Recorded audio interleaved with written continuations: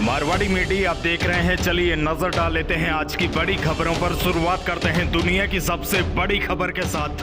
बीते 9 दिनों से रूस यूक्रेन पर लगातार हमले कर रहा है। रूसी सेना यूक्रेन को चारों ओर से घेर रही है। यूक्रेन के कई शहरों पर रूसी सेना ने कब्जा कर लिया है। इसी बीच ज़पोरिजिया में परमाणु संयंत्र पर भी रूसी सेना ने हमला कर अपने नियंत्रण में ले लिया है। यह यूरोप का सबसे बड़ा परमाणु संयंत्र है। यूक्रेन की 25 से लेकर 30% परमाणु ऊर्जा इसी परमाणु संयंत्र से आपूर्ति की जाती है। इसी बीच रूस को इस जंग से रोकने के लिए पश्चिमी देश लगातार कोशिश कर रहे हैं, लेकिन पुतिन अपने फैसले पर अडिग है। ऐसा लग रहा है मानो हम तीसरे विश्व युद्ध की चौखट पर खड़े हैं।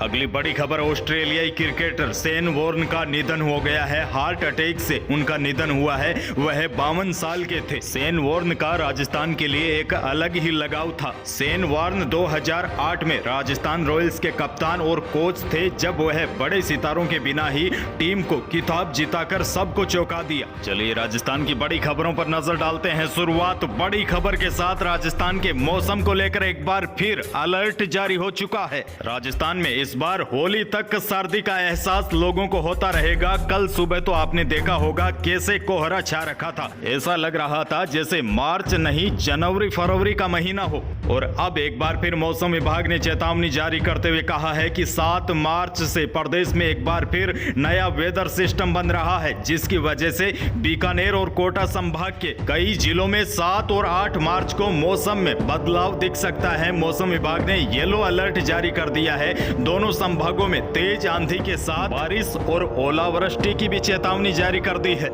अभी 2-3 दिन पहले ही मौसम बिगड़ा था, लेकिन मौसम विभाग की इस भविष्यवाणी ने किसानों को चिंता में डाल दिया है। इस समय खेतों में सरसों, चने, गेहूं, जौ की फसल कटी पड़ी है। ऐसे में अगर बारिश ओले गिरते हैं तो इससे फसल खराबे होने की भी आशंका है। अगली बड़ी खबर, यूक्रेन पर रूस के हमले के बाद दुनिया भर में सोने और चांदी की कीमतों में बढ़ोतरी का दौर जारी है। अंतर्राष्ट्रीय बाजार में बढ़ी सोने की कीमत की वजह से भारत में भी 2 साल बाद स्टैंडर्ड सोने की कीमत एक बार फिर 53,000 रुपए के पार चली गई, जबकि 22 कैरेट प्रति 10 ग्राम सोने की कीमत 50,800 रुपए पहुंच गई है। इसी से गहने बनाए जाते हैं। और चांदी रिफाइन की कीमत भी बढ़कर 69,900 रुपए पहुंच गई है। एक और बड़ी खबर, देश के पश्चिमी सरहद पर भारत पाक सीमा से 115 किलोमीटर दूर जैसलमेर जिले के चांदन स्थित वायुसेना की फील्ड फायरिंग रेंज में शुक्रवार को भारतीय वायुसेना के 148 एयरक्राफ्ट ने अपनी ताकत का प्रदर्शन दिखाया। करीब 2 घंटे तक मरुस्थल में फायर पावर डेमोन्स्ट्रेशन के जरिए बमों की बरसात से धूल के गुब्बार उठ खड़े हुए। और आसपास के लोगों ने तो यह नजारा देखा भी होगा। कई भाइयों ने कमेंट भी किया था कि हमारे आसमान के ऊपर हवाई जहाज उड़ रहे हैं। तो आपको बता दूं, चिंता की बात नहीं है। भारतीय वायुसेना अपने ताकत का प्रदर्शन कर रही है। हालांकि चिंता हो ही जाती है, क्योंकि 2 देशों के बीच युद्ध चल रहा है। और जैसे हम खेत वगैरह में अकेले रहते हैं और ऊपर से अचानक कोई हवाई जहाज आ जाता है तो दिमाग में वही चीज आती है और फिर हम पेड़ के नीचे छुप जाते हैं। हवाई जहाज निकल जाने के बाद सोचते हैं कि अच्छा हुआ मैं दिखाई नहीं दिया। यह तो मजाक की बातें थी। बड़ी खबर आपको यह दे दूं, प्रधानमंत्री नरेंद्र मोदी 7 तारीख को पोखरण में आने वाले थे,